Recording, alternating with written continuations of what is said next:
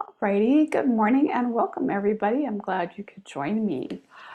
Today we have our post-Christmas haze of hopefully wonderful memories, but if not, we can definitely help you out. And even, even if it really went well, there's nothing like the stress of, leading up into the holidays. You kind of need like a little catharsis. So we can work on that today to try to just reset ourselves to a more comfortable, um, higher frequency experience.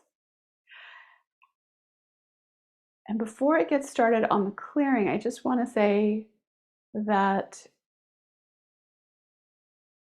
it's possible that sometimes we are, oh, lovely. I was just telling her that my childhood nickname was the same because I couldn't say Elizabeth. So we are, basically what I want to say is we are the adult mind. Everybody calls it the conscious mind, but in essence, we're just a small part of our brain is the adult mind. It starts growing at the age of 8. It can modify and change through the whole life as the whole brain can. And so that's the new way I'm going to try and talk a little bit about more later, before we get into helping the child mind. Just that our adult mind needs to come back to this kind of thing regularly because the programming that led us to this point has been so deeply ingrained. And we aren't to blame for that. Society has done its best for us, and obviously it's let a lot of us down. And just know that we're in process and we are a many layered onion, and it's okay. That's just, where we are in the process of getting to the gold beneath the onion is just a source of potential joy for us. So may that continue as we grow. So first off, we're going to remove fear and paralysis, shock. So going ahead and connecting, grounding yourself, just noticing the weight of your body as it rests against a chair or bed, wherever you're at, or couch. Or if you're walking, that as your feet hit the earth, just noticing that weight. And there are points at the base of your feet, right at the end of the ball of your foot. So from your toes to the ball of your foot, and then where it starts to end in the arch, and the arch starts to begin, that's the K1, the first point on the kidney meridian. And that point is where we are discharging negative energy, any kind of stress and paralysis that's been built up. When somebody acts in a way that we weren't expecting, it can shock us. When somebody physically gets in our space, it can shock us. And the more traumatized we have been, the more likely that is to happen. And it's just a process to undo that. It is possible to become less and less reactive to stress. And that's why we rinse and repeat this every week.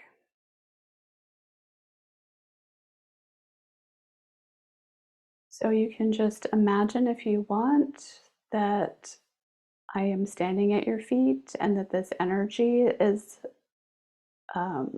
moving from the base of your feet,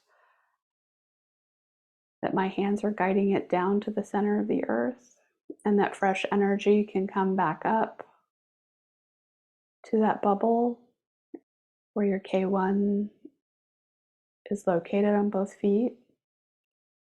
and you can feed that energy, a positive energy,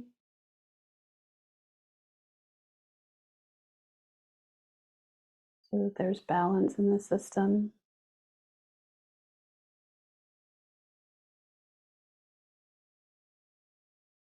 And I'm just holding these points, waiting for the group field to balance, which it just has. So take a deep breath in and let that go.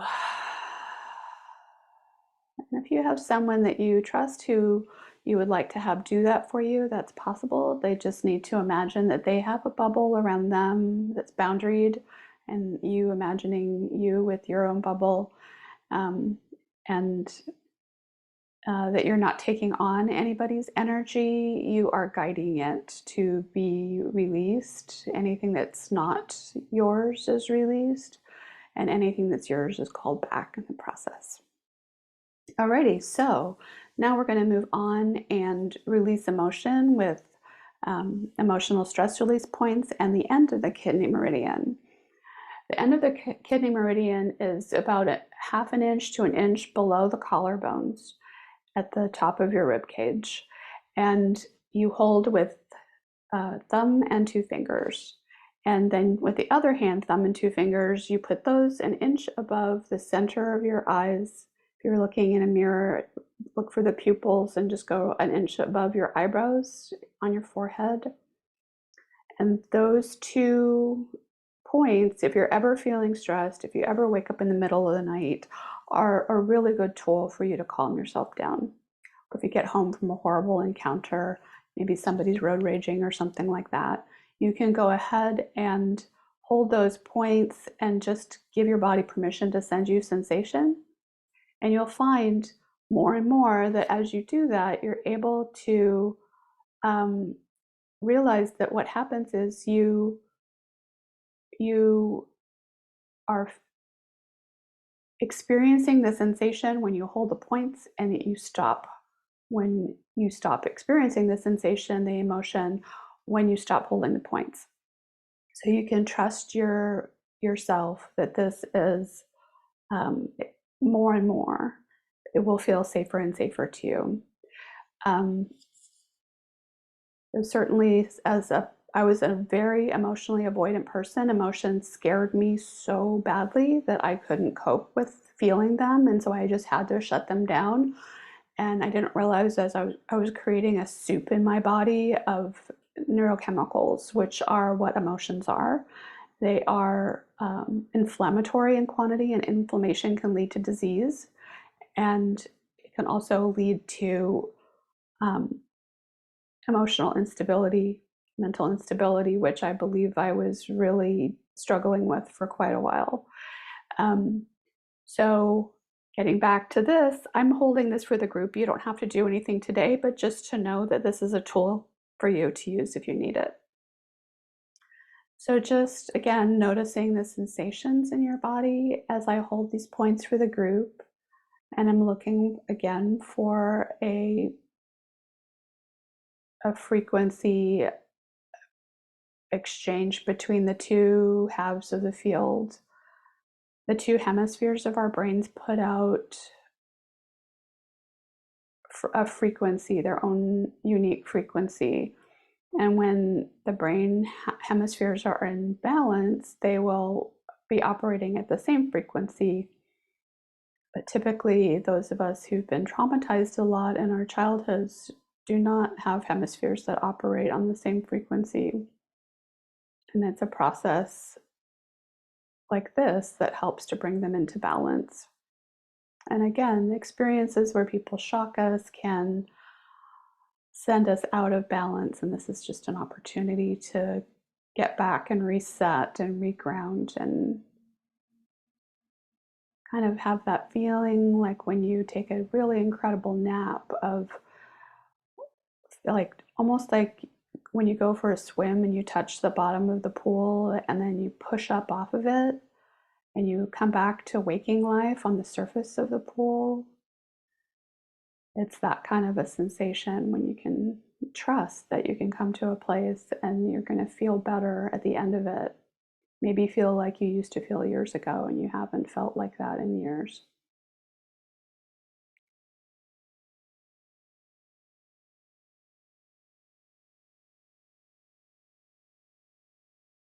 Great. Just feeling that coming into balance. Great. Take a deep breath in and let that go.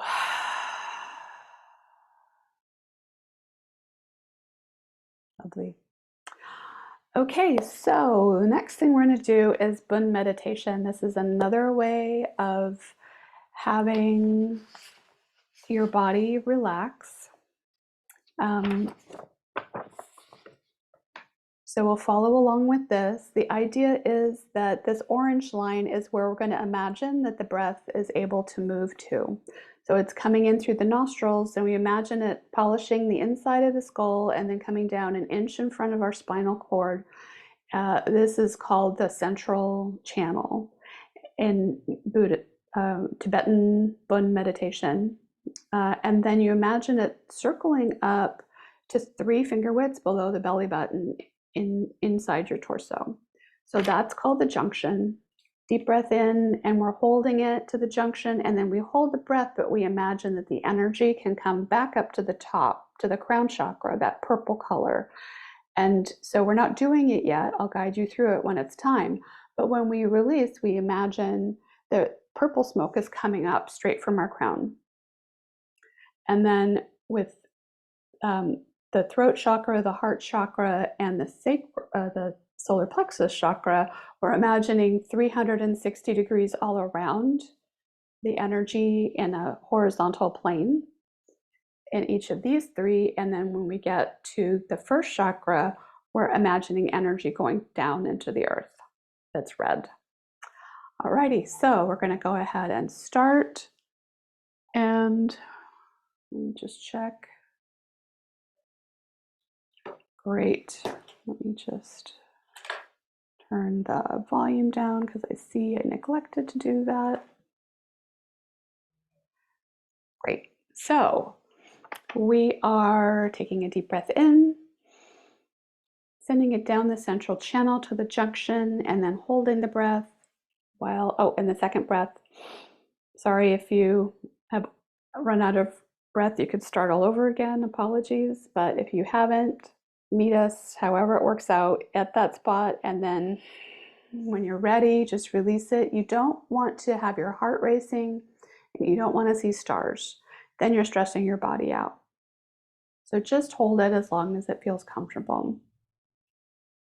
And what we're doing is by doing this type of breathing, it increases our anaerobic breath capacity. And this is a way to reduce our anxiety and stress. So let's go ahead now. We're going to take a deep breath in, sending it along down to the junction, and then holding the breath. And again, if you want to do that second breath, top it off and send the energy here until you're ready to release it.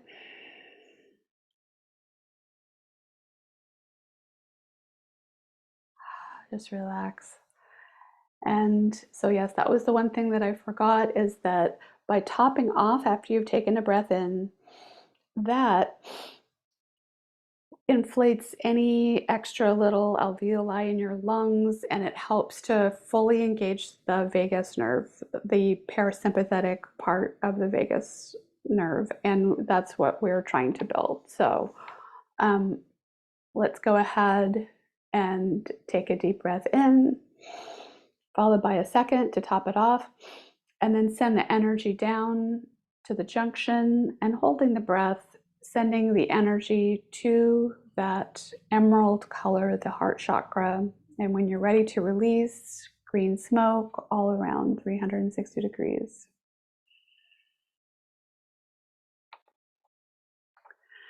And by now, you're probably noticing some progressive relaxation in your body, which is awesome. This can be repeated at any time. Don't be surprised if it brings up something to try and do it on your own. When I first was learning this, could not bring myself to practice on a daily basis. I could only do it in a group. And there's protection in a group, energetic protection. I'm creating a field for everyone. My teacher did that for me. So don't beat yourself up if you can't. It might be that someday you can. And until then, just send yourself loving and kind thoughts. Now we're going to do the fourth one here, the solar plexus chakra, taking a deep breath in, followed by a second breath, sending the energy down to the junction, and then holding the breath while sending the energy to that solar plexus chakra. And when you're ready to release, 360 degrees around, just relaxing and breathing normally in between.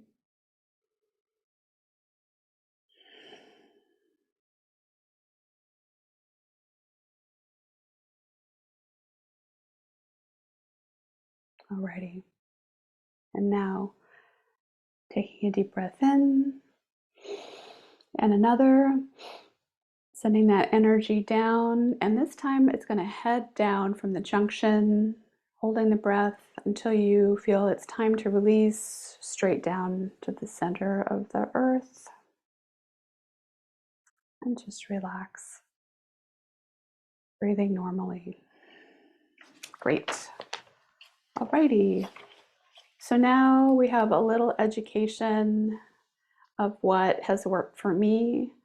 I like to think of myself as not having gone through the hard times I've gone through for nothing. It gives me a lot of pleasure to help other people find the shortcut to feeling better. Because indeed, I have gone through some very trying times. And this is the sort of summation points of how I've learned to work so that my child mind and my adult mind are doing the best they can together for the best outcome, highest and best outcome to follow my soul path. And I hope it will help you too. Always, take everything that anybody tells you with a grain of salt and see if it works for you. So I like to think, because I always try to come up with explanations of why in the heck this is, this weird stuff seems to help me. I was not born believing in energy healing. I did not grow up in a family that believed in energy healing. I grew up in a straight up, United States Air Force, toe the line, kowtow to all, and salute before you think twice. Just do what the boss says, whether the boss is the dad or the boss is the husband or whatever. So what I think of now is that if our body were a car, that the really the adult mind and the child mind are interacting with that car in a way that is not necessarily the best, because we think that there's a steering wheel and we, the adult mind, are in charge of everything.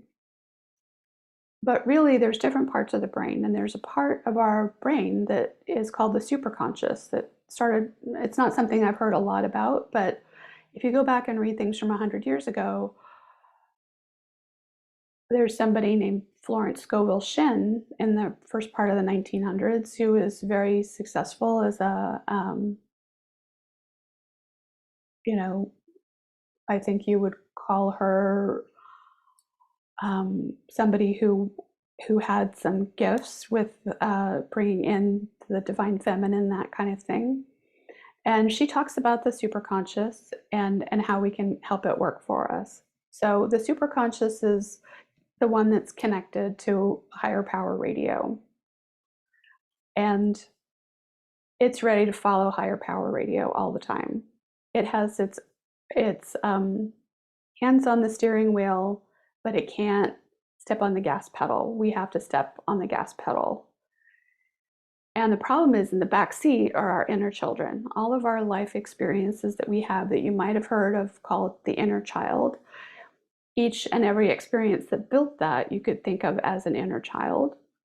This is a normal human process, and this is how we kept our sanity and how we survived in the house that we grew up in. and the town that we grew up in, the friend group that we grew up in. A lot of negative self-talk is internalized. Those become inner children. And so anytime we as the adult mind are steering the wheel, these little ones can decide, oh, we're not allowed to do that well. No. And they reach forward, they try to change the dial, and they grab hold of the steering wheel because they're in a panic. And superconscious can't do anything to discipline the children. Only we can as the conscious mind, because we have free will. So if we're going to have free will, do we do what was done to us as a child? Do we shout at the inner children? Do we scream at them? Do we tell them that they're pieces of crap? No, no. We have to love those inner children. We have to realize that they were created out of trauma, and we need to be the kind and loving parent who isn't going to let them run the show, but also isn't going to traumatize them further, isn't going to traumatize ourselves further, because this is all, each and every one of us, the one human being, right? So I'm going to then tell you some of these different ways to think about how to interact with these inner children to make them happier, healthier, and start to trust us, because that's what it's all about. And we have to be patient, because we may have had a very long history of very negative interactions with inner children, and they have a memory. They're not going to necessarily trust us day one or even day 7. So we have to learn the art of patience. And I am definitely evidence of what can happen if you learn the art of patience. I have been extremely patient and loving and firm. And I see incredible results both in my health and my physical health and my mental health, and also in my happiness. So you too can find yourselves in a much better place with continued rinsing and repeating. So I think of as the subconscious as a hero. It's trying to save our lives. It just has misguided information that was programmed in trying times without an adult to help us to navigate through properly. So when we set a conscious goal of anything, getting dressed, making, proper meals, getting a job, making sure we brush our teeth every day, there's a part of us that's going to not want to do that. There's a part of us that's going to get activated, and not just not want to do it, but but parts of us, these inner children, might go, "Oh no, so and so was the preferred child. I can't have that. We can't make over a certain amount of money per year. This would make mom angry, even if mom is dead. She preferred the son. The son didn't ever go that far, so we can't ever make more than that." Or mom from old days, who's living within us as present time, as part of this subconscious, it doesn't have a sense of time. It is always in the now, but it never judges. It never this part of ourselves that's the right hemisphere self is not stressed by all of these things. They're just facts, and it's not something to judge. And so we have peace even though we're in chaos. As opposed to the conscious mind, the adult mind, who's feeling all of the feelings and experiencing all of the stuff not working out and is criticizing everything and freaking out. So we need to spend time in that joy space to reset ourselves when we get too stressed and too caught up in a downward spiral of negative self-talk. So we tell the child mind that we will give it what it wants, which is to learn emotionally. And we set a goal. It stresses out our inner children. I work with reading the body for all of us, the group field, and discover what feeling it is this time that the body needs to learn. And then we go ahead and rewire it. So the child mind is so powerful that it's calling in events over and over in order to learn. This is why we have themes in our lives. You probably know somebody who's just always running across angry people, or always running across people that take advantage of them, who over and over sacrifices themselves and has people take advantage of them. These are things that their child mind is trying to learn the feelings behind that, and then it's willing to cooperate once we learn. But we're really good at avoiding the feelings. So we get the shortcut version by coming to these sessions weekly to get us through stress and PTSD. So always give your child mind a positive destination. Everything always turns out marvelously well. And that way it starts to operate on a new paradigm where things work better. So whether it's trying to get a job, or you've caught a cold, instead of telling your 3-year-old, your inner 3-year-old or your inner 1-year-old, oh my gosh, I don't know if you're going to survive this cold, or I don't know, I don't think we did that well in the interview. Why worry twice or a million times, right? Because we can keep going into that spiral and go down the rabbit hole. So instead, just tell yourself, oh, we don't do that anymore. Nice try, upper limit problem. That's what one of the psychologists calls it, the upper limit of the window of what's the child mind allows. We want to get into our zone of genius. And by catching these inner workings and saying, oh, I see you, nice try, we're not doing that anymore, you're telling the child mind that you are observant, conscious, and aware, and you're not scaring it by being kind and saying, oh, nice try, but you are directing it. We're not doing that anymore. I see you, and you can only operate in the dark, so now I've taken your power away. Okay, so go ahead and just relax. I'm going to start to check in on the emotional work. So there's an emotion.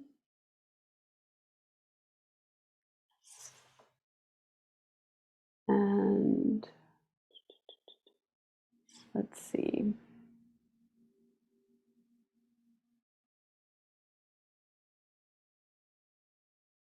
Okay, so let me look that one up.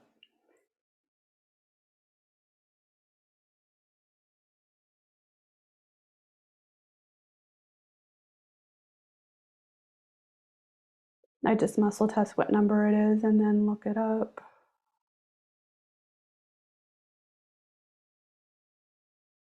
So this is a subconscious emotion.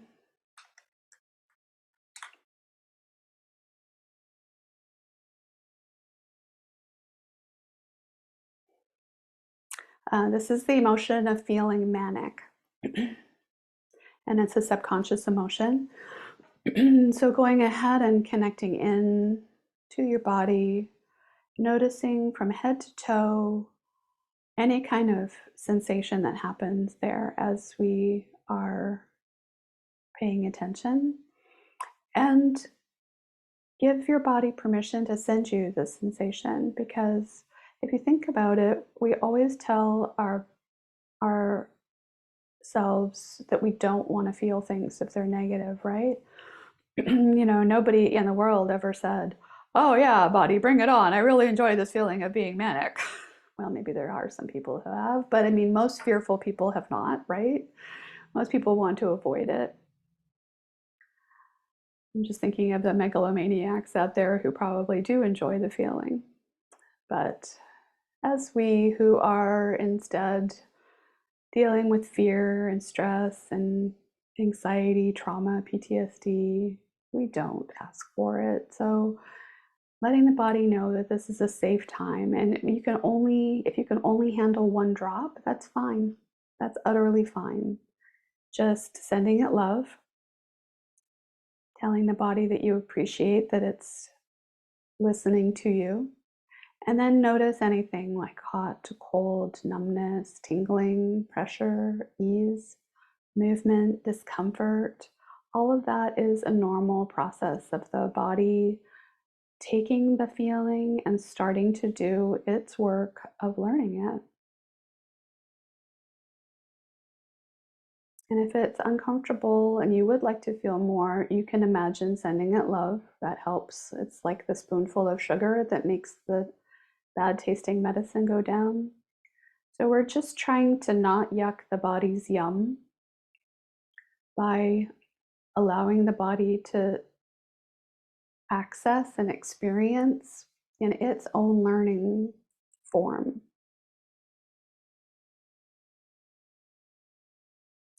It's like if we had somebody here who was blind who touched everything as part of their learning process. You know, we would never think to say to them, don't touch. And if somebody were here who were deaf and the primary way, and maybe they had some kind of issue with their finger, so they couldn't really feel, and the only way that they could learn something primarily was through looking, we wouldn't tell them, you mustn't look. And yet, here we are, every one of us, we're feeling beings as much as we are thinking beings, and we regularly hold ourselves back from feeling. So just sending all of that love. And take a deep breath in and let that go. And with time, you may become more and more comfortable with allowing yourself to feel more and more.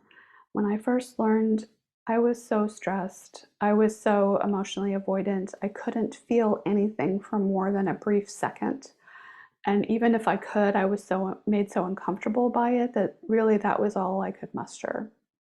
So just the briefest of drops. And from there, I've learned how to feel anything for any amount of time. And I guess you could say that that makes me brave.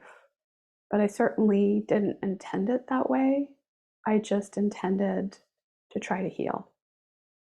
So set your intention of trying to heal and just see where it takes you. I'm just checking to see if there's anything else to do there.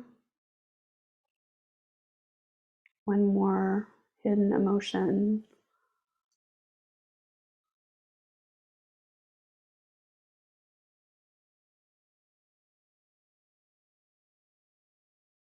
Okay, looking this one up.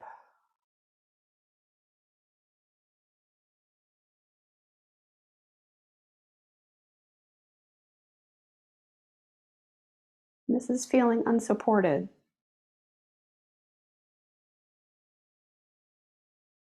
Yeah, this is somebody else's feeling. And so as we clear this, just giving your body permission again to send you the feeling. And again, noticing from head to toe, please don't let my words pull you from your primary thing of feeling this, even if it's just a drop.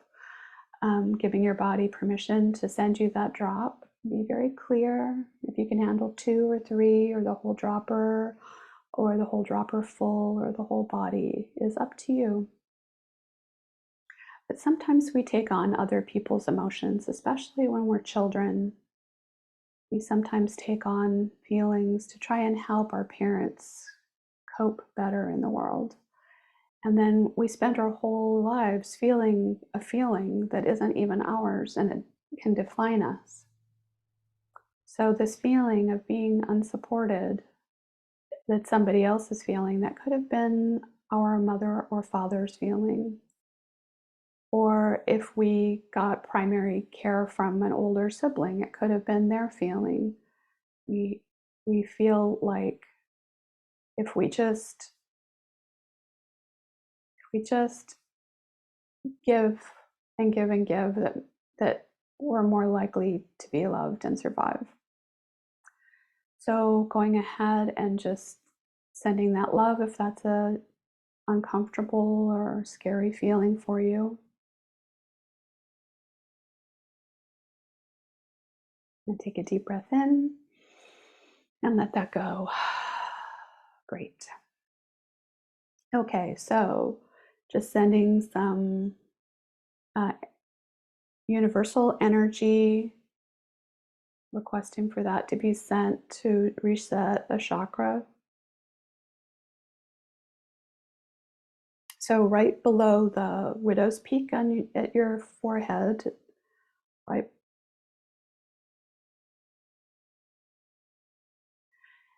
is where we're sending this energy today.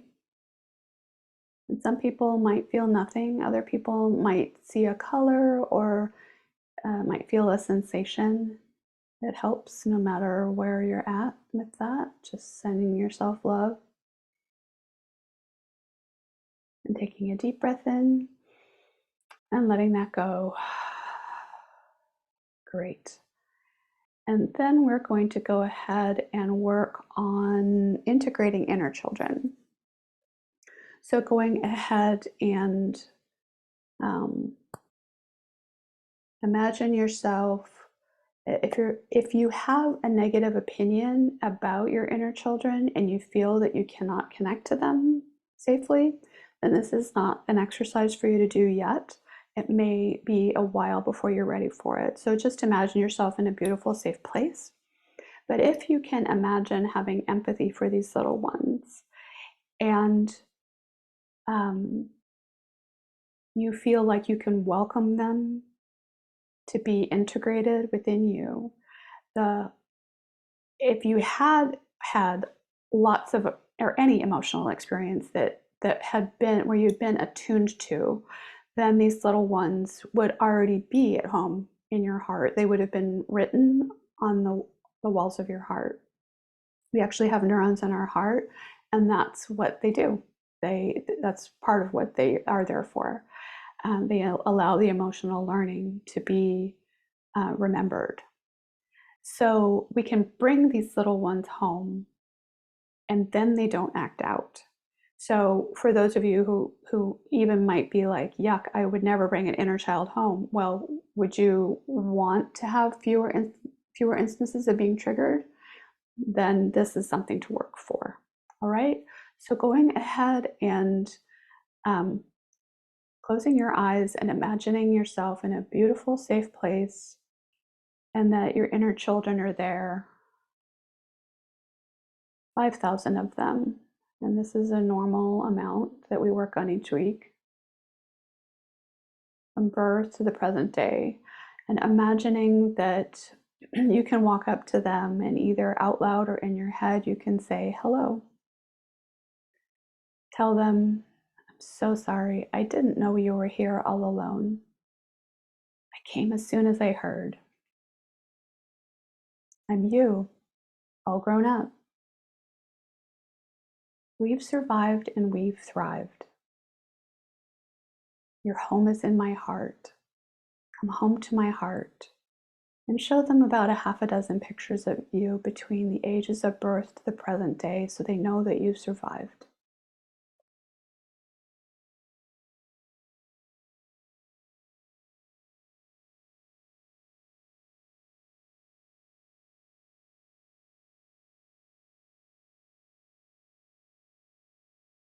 Okay.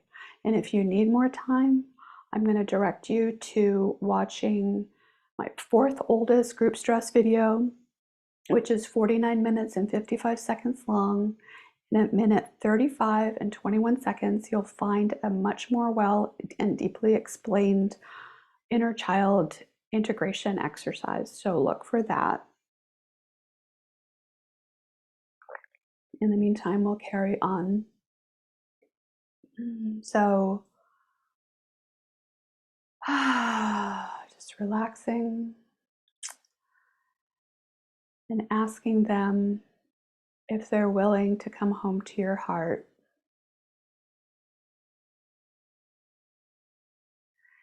And if they're willing to come home to your heart, then follow along with me. And if not, I refer you back to that video. So going ahead and telling them that they can shrink down to the size of a pixie or they can become points of light, whichever you think is more appealing. Tell them as they have shrunk down that they can make their way back to your heart, and then notice sensations in your body. You may not feel any, in which case it still works. Honestly, it works great. But those of you who start to notice feelings of shimmering or vibration and movement in your body, that's normal too. And just know that you can feel these little ones, and you might even start to feel them crossing into the walls of your heart. And when that feels complete, take a deep breath in. Let that go, centering out a buttery yellow light of self-compassion to every layer of you that cooperated here today. And when you're ready, taking another deep breath in. And this time, as you release, sending love and gratitude to all of you that cooperated here today. Great. Alrighty, so we're just going to be about 2 minutes over, because the next thing I'm going to do is remove negative energies, and then we'll finish up with a little gratitude practice. So I'll get a little quiet while I remove negative energies.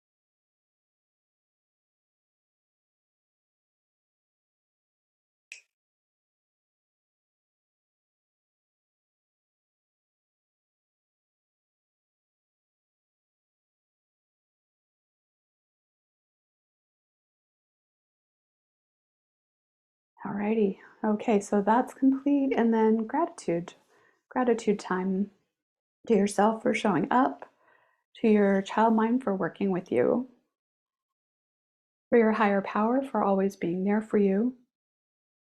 And gratitude confirms that you like the direction that your life is going.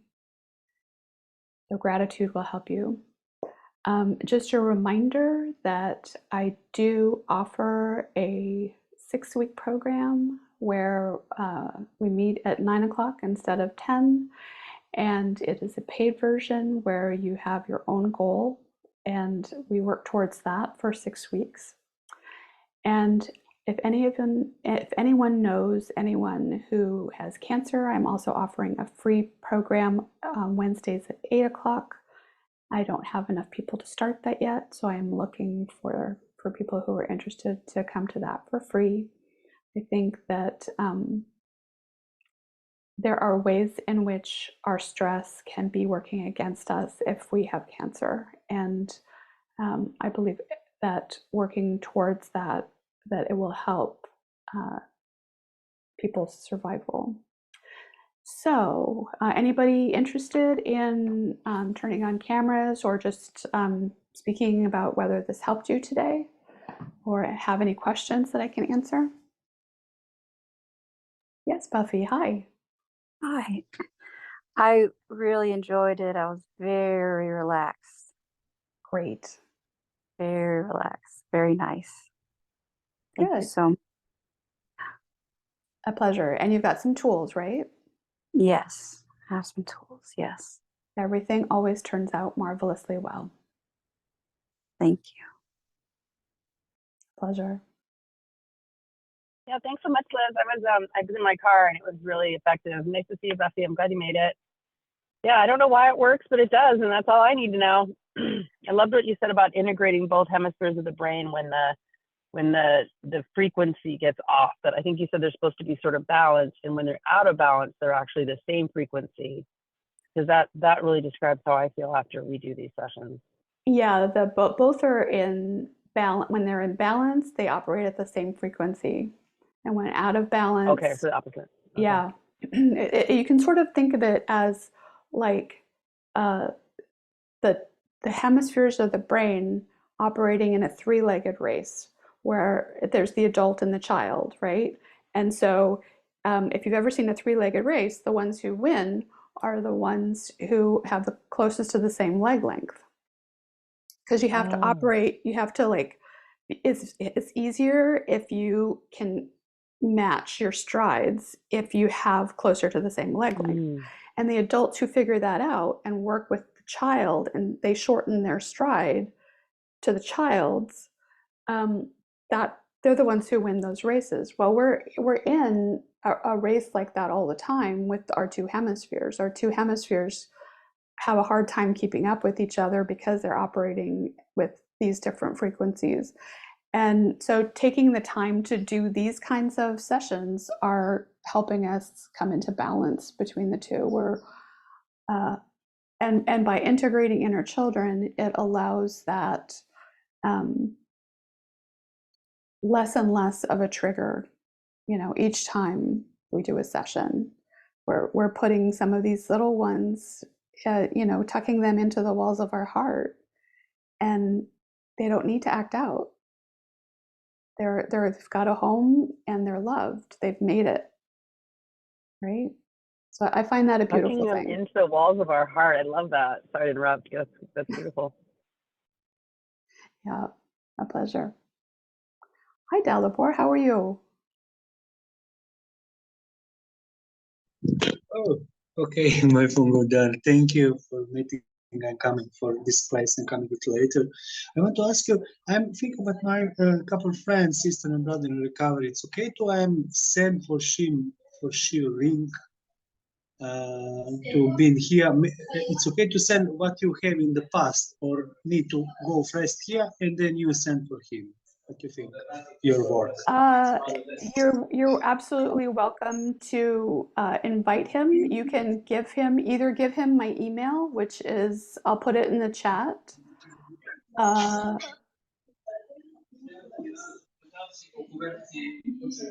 I'm understand. Yeah, I have your email. Thank you because you sent yeah, it yeah, out. you have, I yeah. just So share that just link. forward the email, and I'm happy to add him to the list. Okay, okay. For us to come here, maybe, and order to listen. Okay, that's enough. Thank you very much. Have the A best. pleasure. Bye. I had a quick question, Liz. Sure. I was talking on a meeting yesterday, and I don't know the difference between talking to my inner child in a soothing voice and talking to my shadow side. I don't know if the shadow side is another word for the ego, and that the inner children are just a totally different imprint, or how all three are related. Um,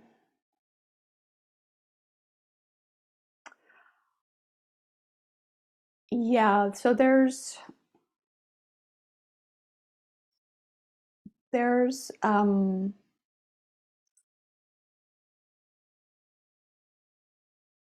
so the easiest way that I would describe that is,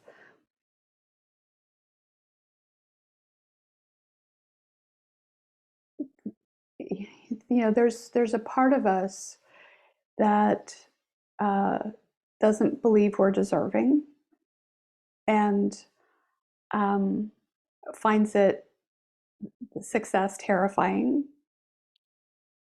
Um, I think all of us have the potential to go either way when we're born, and the circumstances of both karma and how we're interacting in the world and what the family that we grow up in and all that, all of those things are heading us in one direction or the other.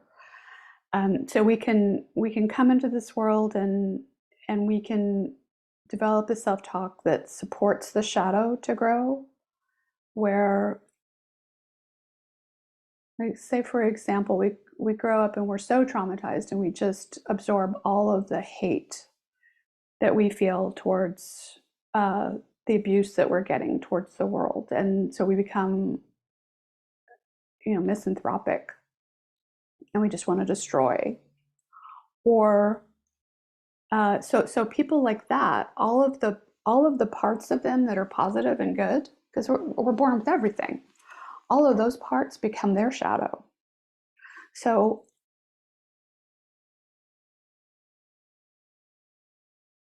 a long time ago, I made peace with the fact that there very well could be shadow parts of myself that I may or may not ever be able to get in contact with. And what matters is me trying to the best of my ability, connect with love and heal those parts. And I think that, well, I know that the more that I've not tried to judge them, but just refer them to my higher power and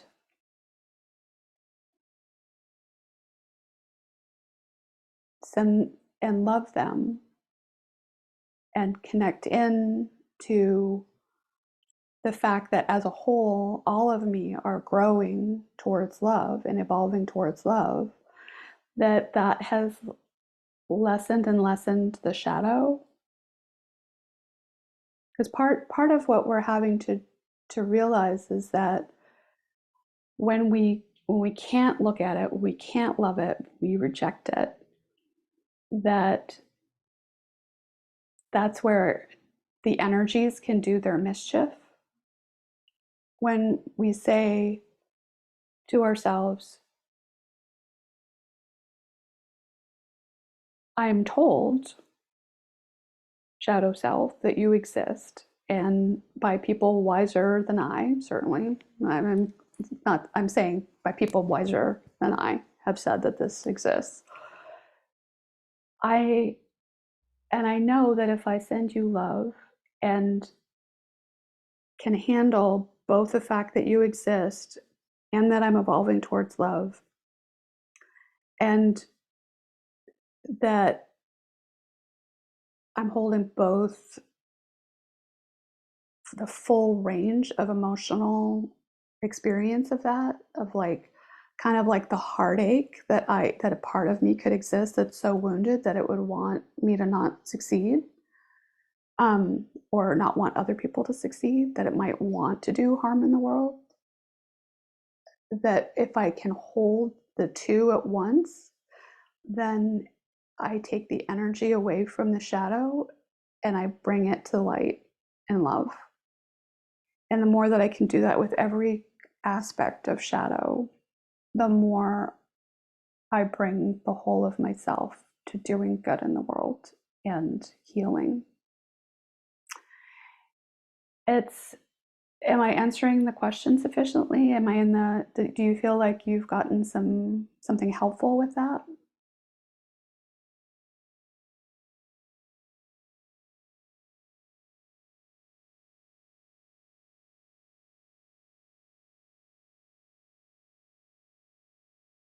Hmm. All right. Well, hopefully I have. And I would just say, there's a cookie cutter black and white um, way that we grow up in the world when we're young.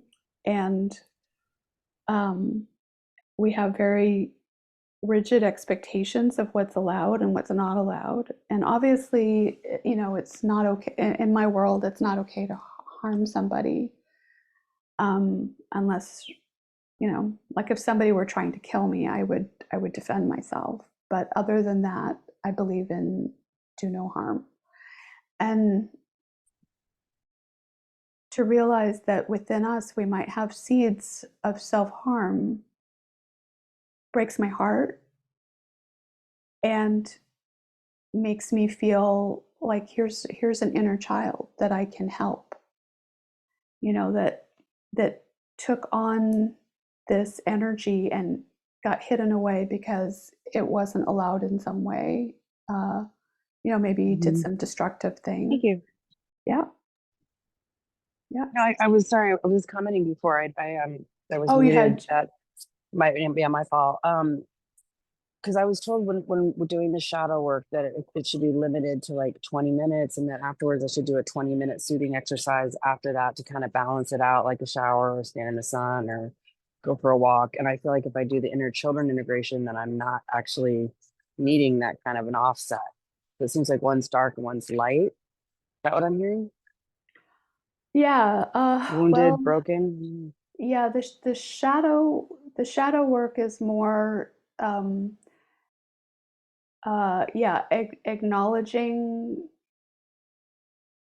the wounds, and the inner child work is saying, hey, I've got a way to bring you home so you don't have to hang out here, and be reactive, and so my wish would be for someday, I wish I could get to the point that all of my inner children were integrated, and that there was healing throughout Shadowland. I don't know if I think we just never stop growing as long as we're alive. Do you think it's dangerous if I were to work with someone else and try and do shadow work myself, or is that too dangerous? Like I have a friend right now that's in crisis. I invited him on this meeting, but I think I'm going to meet with him later. I would say we're like very good friends, but he's suffering from self-harm right now, and it's pretty serious. And And cutting, specifically yeah, cutting. And, and it's not, he's not my patient. We're just friends. But like, should I say, like, do you want to talk about it, or is that just way out of my league? I would be concerned for you. Okay. Yeah, I would not recommend it. Just keep it light. Yeah. Okay, cool. Yeah, I'll do that. it's knowing that people have uh, there are a lot of resources. This is a resource. We can't make somebody else heal. They have free will. Yeah. Good point. Yeah, and basically, when somebody isn't a trained professional in whatever form that they do, and I have a lot of experience uh, as an energy healer, and I have mentors who help me and keep me in balance. And you know, it, we mean, just as a civilian, a friend, we mean well, but we're throwing ourselves under the bus if we operate Okay. in that level. Yeah, unfortunately, I wish it were. I wish it were not true, but No, I I'm do. glad I asked, because I think my motive is clean if I check my motive, but maybe it is to teach me a lesson or something. Well, I think too that um, there's always the shadow part of ourselves that is looking for activation. And so I don't know if you remember um, a few weeks ago when somebody who was in need of help showed up and energetically Mm-hmm. um, was very negative. Um, I've certainly had friends in the past who have gone through that kind of thing before, and if I if I were to take what I can do as a friend and try to intercede, I would be in the same boat. It would be negative for me. Okay. It's kind of, it needs to be in the um, no skin in the game realm. Okay, perfect. Yeah, Maybe we'll just go for a walk or something, do something in nature. yeah, yeah. Yeah. That's nature Okay. and all of the five senses. Perfect. Alrighty, loves. Well, it was Thank lovely you. hanging out with you both, and I look forward to next week.